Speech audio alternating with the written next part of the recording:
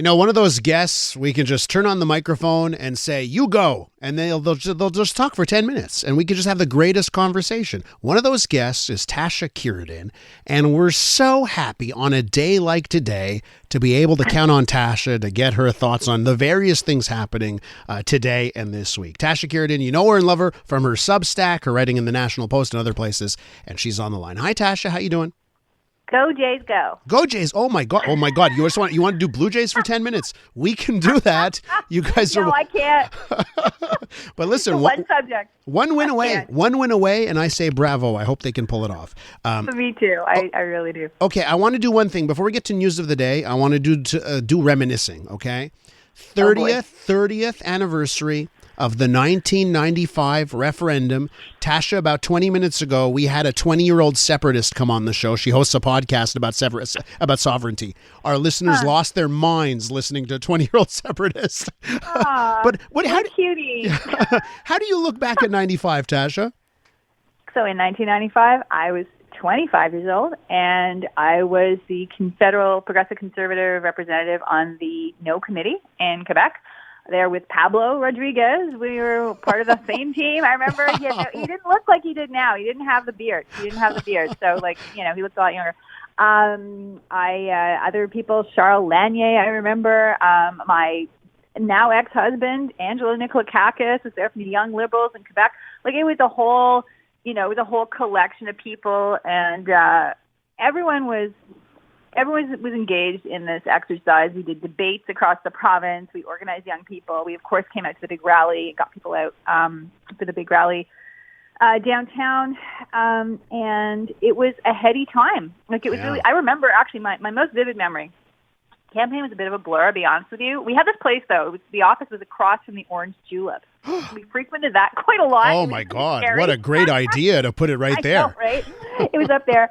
But apart from that memory, my most vivid one was the night that Parizeau did his tirade against, the money and the ethnics vote. Yeah. And I remember sitting there with my now ex-husband and Charles, and I don't know who else was in the room, but a few of us, we were watching this on TV, not at the headquarters. We were just in a house. And I looked at Angela. I said, I don't feel like I belong here anymore. And we left the province after that. We decided to move.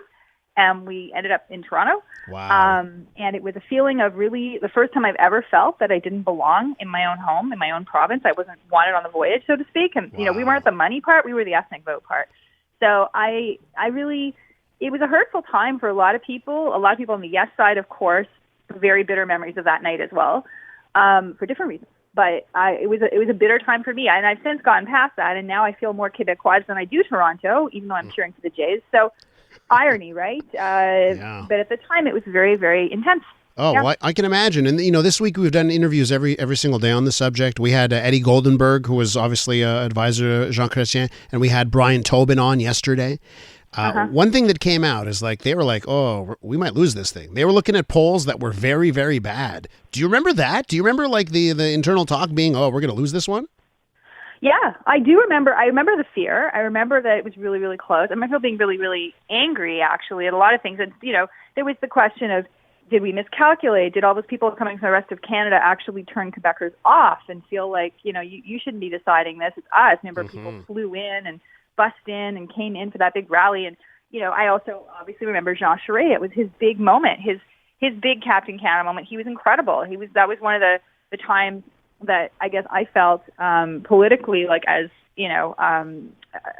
supportive as I could be. I mean, apart from supporting him in leadership, I remember that moment very vividly, thinking, thank God you're here and you're standing up, because Chrétien was not, was not the guy. Jean Charest was the guy, and his performance, pulled it out of the hat, so to speak, and it was such a squeaker. Yeah, there was fear that things could go the other way, for sure. Well, it's so interesting, right, in that campaign, how you end up with Lucien Bouchard, because he was popular, and Parizeau was faltering under Parizeau, and then the same kind of dynamic, almost like Chrétien versus Charest. I remember Charest just breathing in so much life and fire into the No Side campaign.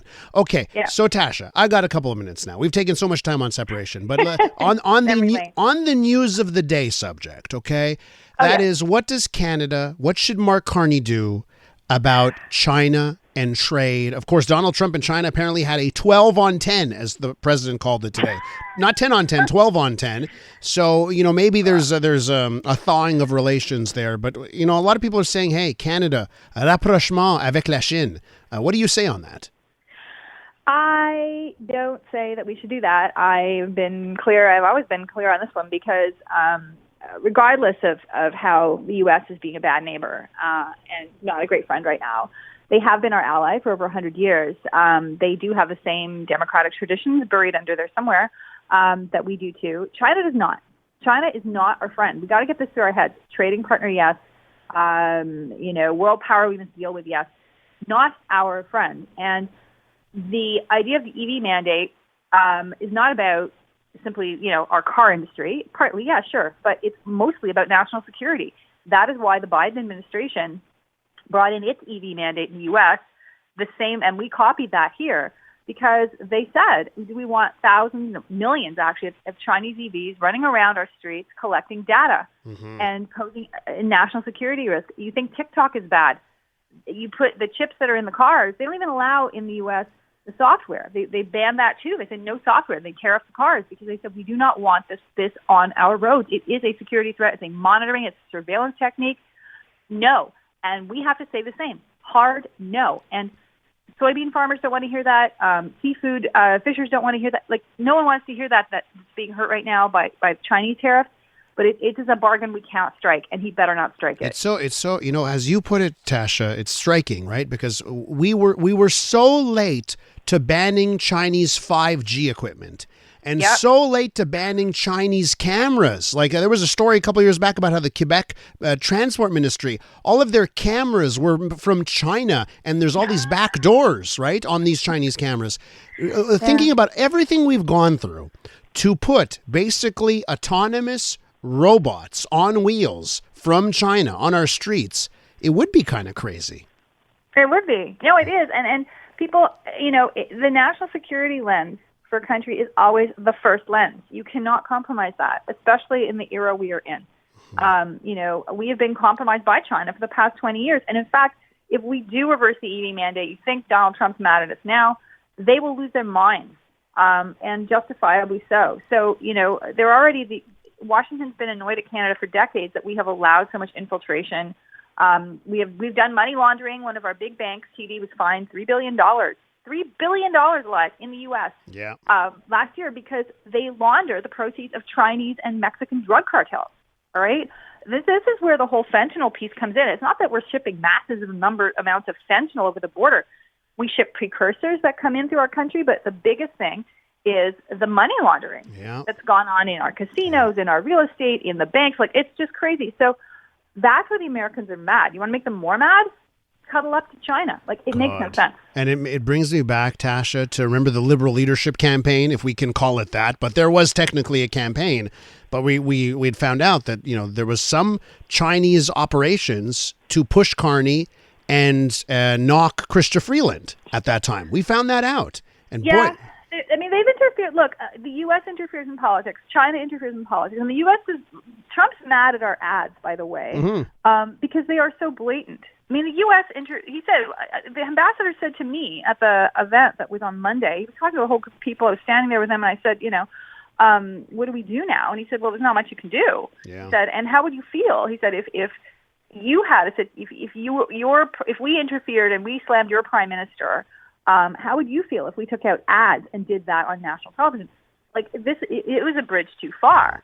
Yeah. And sure, it was Ford and not Carney, but it came out, did Carney know about these ads? Like, everyone knew about them 2 weeks before. They were at this Eurasia conference. They were on the screen. Ford was there and showed them. And Carney people were in the room. All of us were in the room, like people in media and politics. Like, everyone knew this was coming, right? Yeah, and they're stumbling over each other, right, to try and distance themselves this week. Tasha, I have to leave it there. You're the best. Come back real soon. Oh, thanks so much, Elias. Go Jays, go. Go Bye. Jays, go. Tasha Kheiriddin, you know her from her Substack. You can read her words as well on the National Post. Close your eyes, and you can hear the entire world come alive. 2026 FIFA World Cup is on. And you can stream it all live on TSN Radio. From the opening kickoff to the final celebration, every match, every moment. Listen to FIFA World Cup on TSN Radio. Gives Canada the lift off. Available on iHeartRadio.